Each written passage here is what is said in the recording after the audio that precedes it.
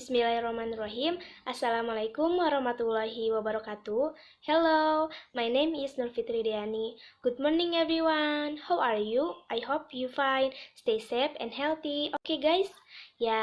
So for this presentation, I will explain the topic of part of speech.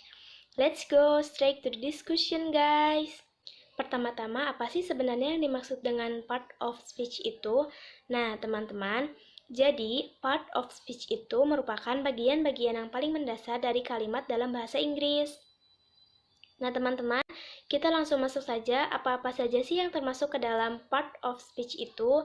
Jadi, part of speech itu terdiri dari 8 kategori. Nah, yang pertama ada noun atau kata benda. Yang kedua ada pronoun, kata ganti benda atau kata ganti orang. Ada verb atau kata kerja, ada adjective atau kata sifat, kemudian ada adverb atau keterangan, ada preposition atau kata depan, ada conjunction atau kata penghubung, dan yang terakhir ada interjection atau ungkapan emosi dalam berbahasa Inggris. Nah, teman-teman, sekarang kita akan teliti satu persatu apa sih yang termasuk ke dalam jenis part of speech ini. Yang pertama ada noun atau kata benda. Nah, jadi noun ini teman-teman merupakan bagian yang digunakan untuk menamai orang, benda, hewan, tempat, atau jenis-jenis lainnya.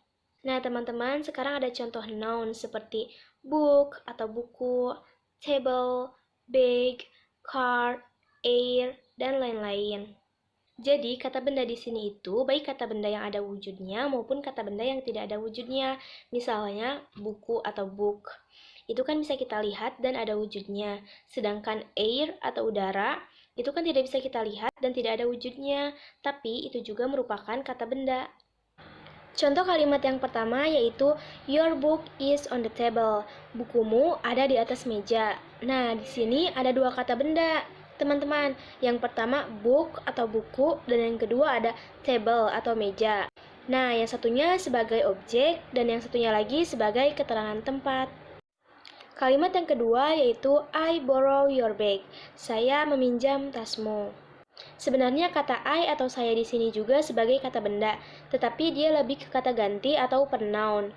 Dan yang lebih jelasnya lagi, yang kelihatan kata benda itu kata bag atau tas, yang dia itu berfungsi sebagai objek dalam kalimat. Contoh kalimat yang ketiga yaitu I'm interested in reading history book. Saya tertarik membaca buku sejarah. Nah, kata books atau buku di sini merupakan kata benda yang jamak. Kemudian kita masuk ke part of speech yang kedua yaitu pronoun atau kata ganti orang atau kata ganti benda. Nah, pronoun itu biasanya untuk menggantikan noun. Seperti yang kalian tahu pasti, pronoun itu merupakan kata ganti. Jadi, pronoun itu bermanfaat untuk menghindari pengulangan penggunaan noun, penggunaan subjek, penggunaan objek, seperti itu teman-teman. Contohnya itu I, you, she, this, those, dan lain-lain. Nah, contoh kalimat yang pertama itu I bought you some snacks, it is on the table. Aku memberikanmu beberapa makanan ringan di atas meja. Nah, kata it ini merupakan kata ganti dari kata snacks. Jadi, kita tidak perlu mengulangi kata snacks lagi di kalimat berikutnya. Itulah kenapa kata it ini merupakan kata ganti benda atau kata ganti objek snacks ini. Itulah fungsi dari pronoun atau kata ganti. Nah, kalimat berikutnya yaitu my friend Dian is a doctor, he lives in Jakarta.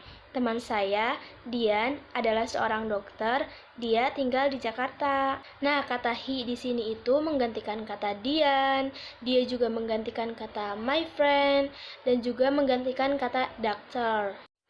Jadi, di kalimat selanjutnya, kita tidak usah mengulangi kata Dian, kata my friend atau temanku, ataupun dokter lagi di kalimat berikutnya, teman-teman. Contoh kalimat yang ketiga yaitu Sarah has two pets, but she never takes them a walk in the evening. Sarah memiliki 2 hewan peliharaan, tetapi dia tidak pernah mengajak mereka jalan-jalan di malam hari. Nah, kata she ini menggantikan kata Sarah. Jadi, di kalimat selanjutnya, kita tidak usah mengulangi kata Sarah lagi. Cukup menuliskan kata she sebagai kata ganti, sehingga kita menghindari pengulangan kata teman-teman. Part of speech yang ketiga yaitu verb atau kata kerja. Nah, verb ini biasanya digunakan untuk menunjukkan tindakan dari subjek. Kan subjek itu yang mengerjakan sesuatu, sedangkan objek itu yang dikenai sesuatu. Jadi, menunjukkan tindakan dari subjek dan menunjukkan suatu peristiwa atau suatu keadaan.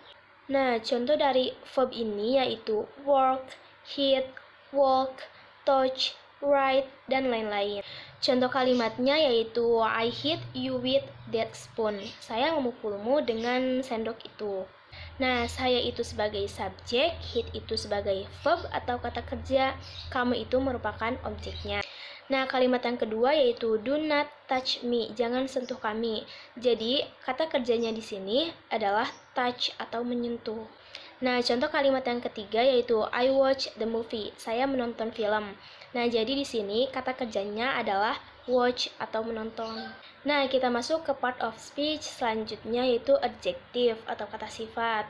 Adjective ini biasanya digunakan untuk menerangkan atau menjelaskan kata benda atau noun atau juga pronoun. Itu kan sebenarnya kata benda, tetapi dia itu merupakan kata ganti dari benda yang dia gantikan. Jadi otomatis adjective ini menerangkan atau menjelaskan pronoun.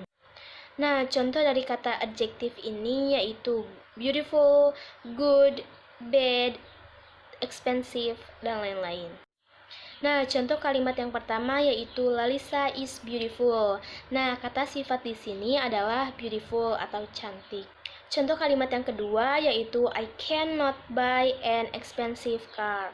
Saya tidak dapat membeli sebuah mobil yang mahal. Nah, kata expensive ini merupakan kata sifat yang menjelaskan kata benda car atau mobil. Nah, kalimat yang ketiga yaitu she has good voice. Dia memiliki suara yang bagus. Nah, kata good atau bagus di sini merupakan kata sifat atau adjektif. Part of speech selanjutnya yaitu adverb atau keterangan. Nah, adverb ini biasanya digunakan untuk menerangkan verb, adjektif, ataupun adverb lain. Nah, teman-teman, sebenarnya macam-macam adverb itu ada beberapa, yaitu ada adverb of time, adverb of manner, adverb of degree, adverb of modality, adverb of frequency, adverb of place, dan adverb of focus. Contoh yang termasuk kata adverb ini adalah ada yesterday, quickly, very, always, dan lain-lain. Kalimat yang pertama adalah they meet by chance yesterday.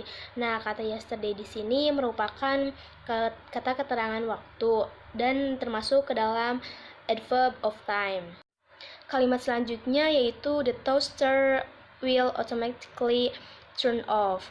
Pemanggang roti itu secara otomatis mati. Nah, jadi kata automatically atau otomatis ini merupakan kata keterangan. Contoh kalimat yang ketiga yaitu she quickly closed the door. Ia dengan cepat menutup pintu.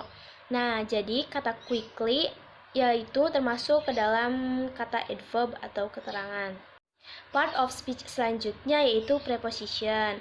Nah, teman-teman, kita mengenali dulu yuk apa sih yang dimaksud dengan preposition itu. Nah, jadi preposition itu biasanya dikombinasikan dengan noun atau kata benda, pronoun atau kata ganti untuk membentuk sebuah frase yang menerangkan noun, verb, ataupun adjektif. Nah, contoh katanya itu ada in, at, on, by, of, dan lain-lain. Contoh kalimat yang pertama yaitu I put the book on the table. Saya meletakkan buku di atas meja. Jadi kata on atau kata di atas itu merupakan kata depan. Kemudian contoh kalimat yang kedua yaitu I passed my holiday at Puncak. Saya menghabiskan liburan saya di Puncak. Jadi kata at di sini itu merupakan kata depan atau preposition. Contoh kalimat yang ketiga yaitu I live in Kuningan. Nah, jadi kata in ini merupakan kata depan. Jenis ini menunjukkan tempat ataupun waktu. Part of speech selanjutnya adalah conjunction, kata penghubung atau kata sambung.